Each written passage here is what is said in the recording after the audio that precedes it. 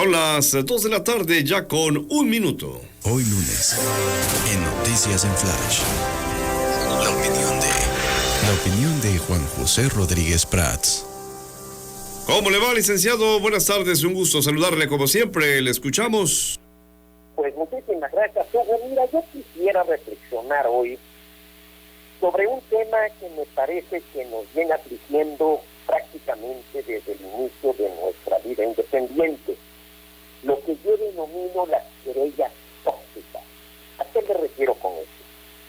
Pleitos, conflictos que no podemos resolver, que se van prolongando, que despiertan ira, que despiertan viejas rencillas, que profundizan heridas y impiden que una nación avance. El típico ejemplo, por ejemplo, es la relación de la Iglesia y Estado. Desde que surgimos en la primera constituyente en el 23-24, 1823-1824, empezó a discutirse ese tema. Nos llevó 2 siglos, Hugo, porque hasta el 92 del siglo pasado, con el presidente Carlos Salinas de Gortari, se modificó la Constitución y se empezó a esclarecer. Había prohibiciones terribles contra la Iglesia, que inclusive reñía con nuestra gran proclividad a la religión católica. En el aspecto educativo fue un debate prolongadísimo y nos hizo mucho daño. Tal vez el momento más crítico fue en la década de los 20 del siglo pasado, el llamado movimiento cristero, que ha dicho que se ocasionó cerca de 70,000 personas que fallecieron. Para mí el movimiento cristero es un movimiento muy respetable, que lo hicieron gente muy pobre, muy humilde, en defensa de sus creencias. Podríamos no coincidir, podríamos discrepar, pero no creo que es el movimiento más auténtico, porque nadie podría culparlos de que había intereses o que había recursos económicos apoyándolos.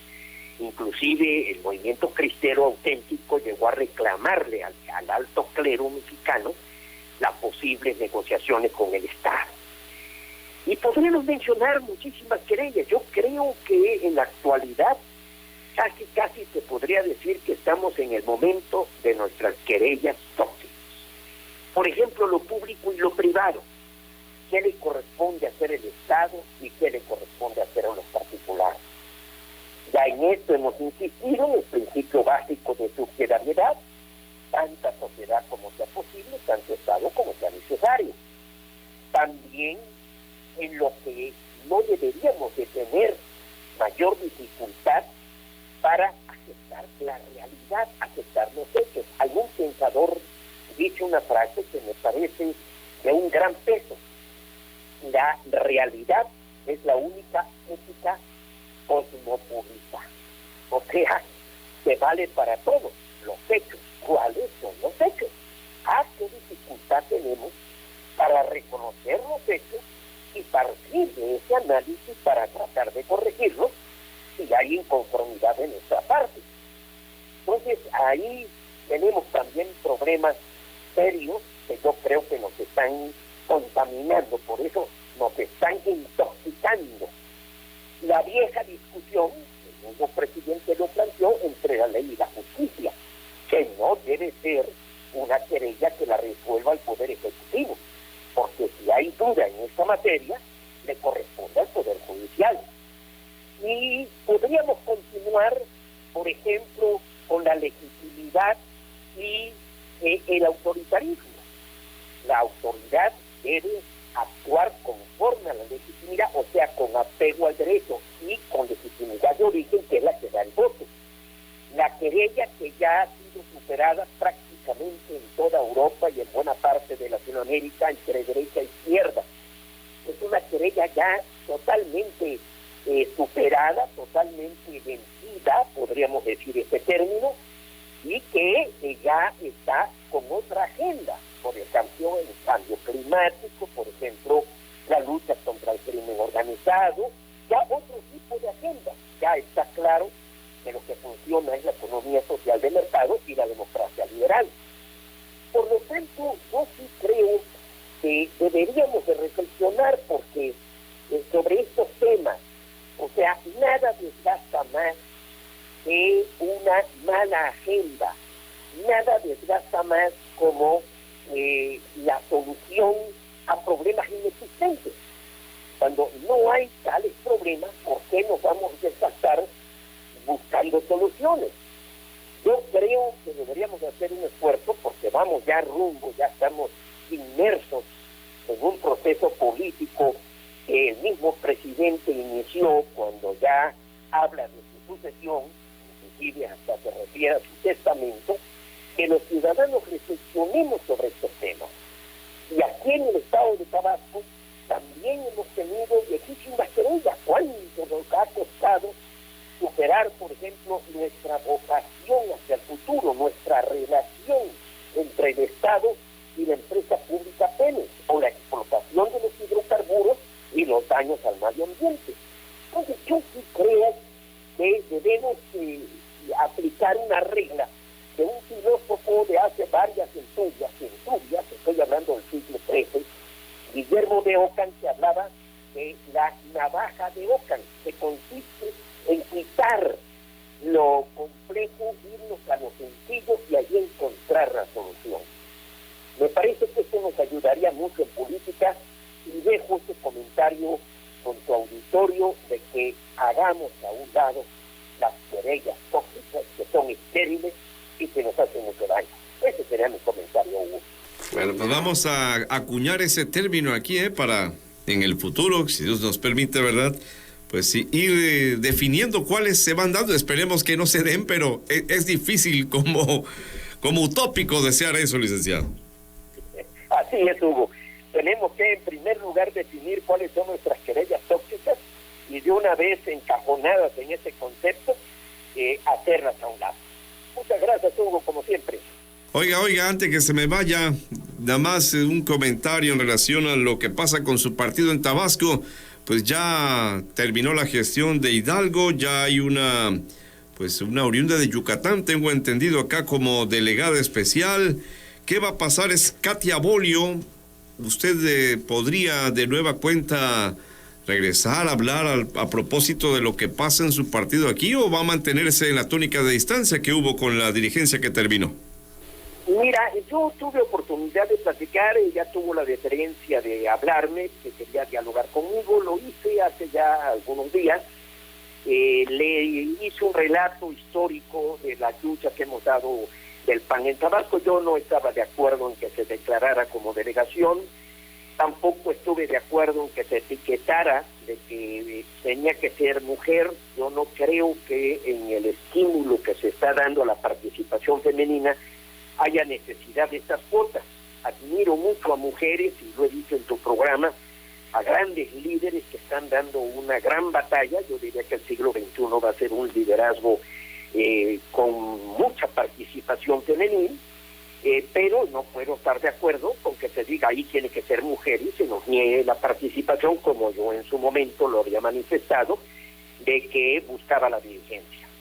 Entonces sí, platiqué con ella, me ofrecí, yo soy panista, lo seguiré siendo. Tuve inclusive una reunión la semana pasada que me permitió invitarme varios exgobernadores, en donde estuvimos analizando la realidad del país y los retos hacia el futuro, y me puse a las órdenes de Katia. Tampoco quiero ir y meterme a donde no me invitan, o que puedan pensar que yo quiera ejercer una influencia o me quiera yo convertir en un factotum, cosa que yo no deseo, y me puse a sus órdenes. Y nuevamente por ese conducto lo hago. Digo, no estoy de acuerdo con la decisión del Comité Nacional en ningún sentido, pero estoy en la mejor disposición de poder colaborar e impulsar al partido que está muy rezagado en la lucha política en el Estado. Aunque es provisional la medida, ¿no? Debe ser, en los estatutos, debe ser que dentro de 6 meses, plazo máximo, se convoque elecciones. Yo le sugerí que ojalá fuera en el más breve plazo, porque sí creo que los tabasqueños, los que quedamos en el PAN, porque somos, yo creo que debemos llegar a unos 800, porque desafortunadamente se cerró la afiliación, y es un PAN, yo le dije, no te sorprenda que somos muy pocos panistas, pero ese panismo ha sido heroico, ese panismo ha sido de una gran abnegación y una gran convicción. O sea, hemos sostenido aquí una lucha muy dispareja. Yo fui el primer candidato a la gobernatura en el 94, el PAN postuló su primer candidato a la gobernatura en Aguascalientes en el 44. A nosotros, 50 años después, el estado de Tabasco, que fue el último estado en que vino a postular, y yo su primer candidato. En aquella ocasión ganamos 2 diputaciones locales y tuvimos regidores en todos los ayuntamientos, en 16 ayuntamientos. Entonces yo sí le relaté toda esta lucha y le dije que lo más importante es que se nos dé lugar a esos 800 panistas, que no es que se nos venga a reclamar que somos muy pocos, por el contrario, lo que hay que sorprenderse es de que aquí haya todavía quienes sostengamos esa bandera en condiciones tan adversas como la que hemos luchado, y eso se puede confirmar en el pasado proceso electoral. Inclusive también le ofrecí, porque tengo magníficas relaciones, afortunadamente, y me honra mucho, con los otros partidos, con Dagoberto, con Palomeque, con otros partidos, con Javier Cabrera y con ciudadanos y organismos empresariales, por ejemplo, en el que yo me ofrecí también hacer puente para ir sumando esfuerzos rumbo al 24. Por cierto, ¿y ahí va a impulsar una nueva alianza como la que hicieron? No lo sé, Hugo, no lo sé. Mira, yo en esta reunión de la que te refiero, que tuve con los exgobernadores, con 8 exgobernadores y con algunos panistas destacados, en donde asistió inclusive el presidente nacional del partido, una comida que tuvimos, yo insisto en que el PAN debe apostar por sí mismo. Es una vieja frase de Carlos Castillo Peraza: porque tenemos memoria, apostemos por nosotros mismos. Yo creo en principio que debemos postular a nuestros candidatos propios, que se identifiquen con nuestra doctrina, con nuestros principios, y que demos la batalla. Tampoco descarto que ya rumbo a la elección o ya en los últimos meses podamos medir posibilidades, porque la política es eso, vincular principios y nuestra capacidad para cumplir esos principios, y entonces tomar decisiones. Pero el PAN ha perdido mucha identidad, ha perdido mucho de su tradición en ese tipo de alianzas. En muchos estados hay una gran inconformidad, entonces también es algo que debemos decidir todos juntos en los órganos colegiados, como siempre lo ha decidido el PAN a través de la deliberación madura y conforme nuestros documentos fundamentales, conforme el pensamiento de Gómez Morín. Yo creo, lo dijo Federico Lin Altamirano, una frase que a mí me agrada mucho: puedo concebir un PAN sin poder, pero no puedo concebir a un México sin el PAN. También desde la oposición se gobierna, y desde ese punto de vista también que veamos no tan solo poder ejecutivo o ayuntamientos o poder en el presidente hacia el Ejecutivo Federal, sino las diputaciones, las cámaras, que son el contrapeso, que es el recinto. Hay una frase que me gusta mucho, por cierto, de una parlamentaria, Cayetana Álvarez de Toledo, ya me he referido en alguna ocasión a ella, que dice que el Parlamento es el templo de la palabra al servicio de las ideas. Entonces procuremos impulsar que cumpla ese requisito nuestro poder legislativo, cuyo debate, pues como podemos percibir, pues es muy pobre, no está a la altura de los momentos que México vive. Última cosa, y Lili Telles, que se destapó para la presidencia, ¿cómo la ve usted? Mira, Lili es una magnífica mujer. Yo la felicito porque el hecho de que haya tomado iniciativa, ya también lo hizo con Carlos Romero Hicks. Ahí tenemos ya 2 candidatos, quiere decir que tenemos que tener una contienda interna, y eso sería muy bueno, que el panismo tenga opciones y que lo decida conforme lo dicen los documentos, a través de una elección interna. También se habla de Mauricio Vila. Bueno, pues ahí tenemos ya 3 personajes. Mauricio Vila está bien calificado en su papel en el gobierno de Yucatán. Romero Hicks es un personaje de primera, con gran carrera, fue rector de la universidad, fue gobernador de Guanajuato, ha sido senador, 2 veces diputado de mayoría, es una gente con gran profesionalismo, y Lili Telles sin duda está haciendo un papel, pero de primerísima calidad en la Cámara de Senadores, con todo y que su militancia panista pues apenas es de hace algunos meses. pero sin duda ha sido elocuentísima, ha sido crítica, precisamente está ejerciendo el trabajo más importante del Parlamento, que es el reclamo, el señalamiento, el contrapeso, como decía Jesús Reyes Heroles, la resistencia que apoya. Eso me parece que es meritorio, y bueno, pues ahí tenemos ya a tres personajes, como lo están teniendo otros partidos que también empiezan a ventilarse. Por lo tanto, yo creo que si hubiera alianza es porque tenemos que llegar a la mesa, pero cada quien con una carta. Yo les digo, aquí está esta carta, díganme por qué hay ese inconveniente, porque ahora hablan algunas organizaciones de postular un candidato apartidista. ¡Ah, caray! Ahora resulta que los que militamos en un partido político, sea cual sea, pues somos ciudadanos de segunda. No podemos aspirar porque es requisito que sea una partidista. Eso me parece totalmente absurdo.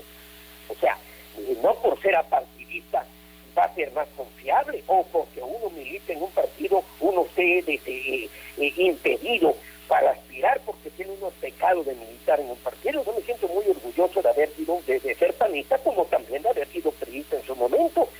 Entonces me parece que esta es una interpretación totalmente errónea de esas gentes de la aparente sociedad civil, que en muchos casos es un simulacro y es una escondida ambición, pues simplemente para descartar a gente que tiene la experiencia y tiene la carrera y el derecho a aspirar. Eduardo Rodríguez Prats, hasta la próxima semana. Un saludo para usted. Muchísimas gracias, Hugo. Buenas tardes. Y antes de ir a la pausa, porque también tiene que ver con esto de la política, escuchamos lo que dice Emilio Contreras. ¿Se acuerda? Tuvo una diferencia ahí con Lorena Burregard.